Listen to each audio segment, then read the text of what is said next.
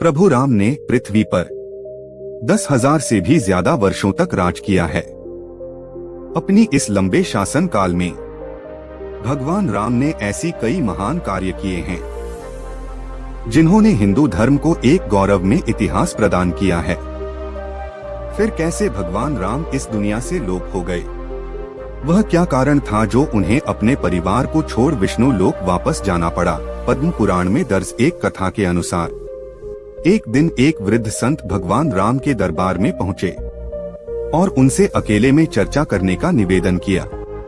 उसे संत की पुकार सुनते हुए प्रभु राम उन्हें एक कक्ष में ले गए और द्वार पर अपने छोटे भाई लक्ष्मण को खड़ा किया और कहा, यदि उनकी और उसे संत की चर्चा को किसी ने बंद करने की कोशिश की तो उसे वह स्वयं मृत्यु दंड देंगे।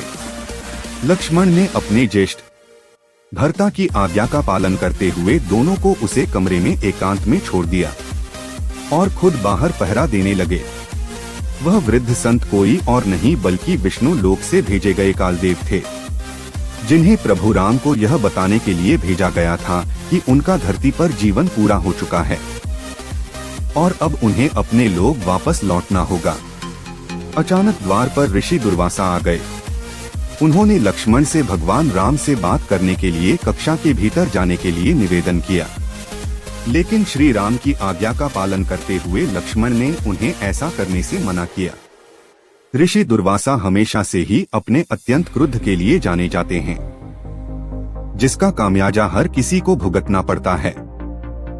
लक्ष्मण के बार बार मना करने पर भी ऋषि दुर्वासा अपनी बात से पीछे न हटे और अंत में लक्ष्मण को श्री राम को श्राप देने की चेतावनी दे दी। अब लक्ष्मण की और भी बढ़ गई। फिर घर अपने भाई की आज्ञा का पालन करें या फिर उन्हें श्राप मिलने से बचाएं। फिर लक्ष्मण ने एक कठोर फैसला लिया। लक्ष्मण कभी नहीं चाहते थे कि उनके कारण उनके भाई को किसी भी प्रकार की हानि पहुंचे, इसलिए उन्होंने अपनी बलि देने का फैसला किया। उन्होंने सोचा कि यदि वह ऋषि दुर्वासा को अंदर नहीं जाने देते हैं तो उन्हें किसी दूरभाष की श्राप का सामना करना पड़ेगा, लेकिन यदि वह स्वयं अंदर जाकर श्री राम की आज्ञा के विरुद्ध जाएंगे तो उन्हें मृत्यु दंड भुगतना होगा। यही लक्ष्मण ने सही समझा। वह आगे बढ़े और कमरे के भीतर चले गए। लक्ष्मण को चर्चा में बाधा डालते देख श्री राम ही धर्म संकट में पड़ गए। अब एक तरफ वह अपनी फैसले से मजबूर थे और दूसरी तरफ भाई के प्यार से भी सहायक थी। उसे समय श्री राम ने अपने भाई को मृत्युदंड देने के स्थान पर राज्य एवं देश से बाहर निकल जाने को कहा। उसे युग में देश निकाला मिलना मृत्युदंड के बराबर ही माना जाता था, लेकिन लक्ष्मण जो कभी अपने भाई राम के बिना एक क्षण भी नहीं रहते थे, उन्होंने इस दुनिया को ही छोड़ देने का निर्णय लिया। वे सरयू नदी के पास गए। नदी के अंदर जाते ही वह अनंत शेषनाग के अवतार में बदल गए और विष्णु लोक चले गए। अपने भाई के चले जाने से श्री राम काफी उदास हो गए।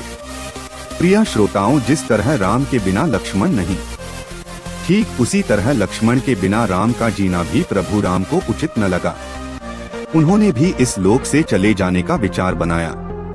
तब प्रभु राम ने अपना राजपाट और पद अपने पुत्रों के साथ अपने भाई के पुत्रों को सौंप दिया और सरयू नदी की ओर चल दिए।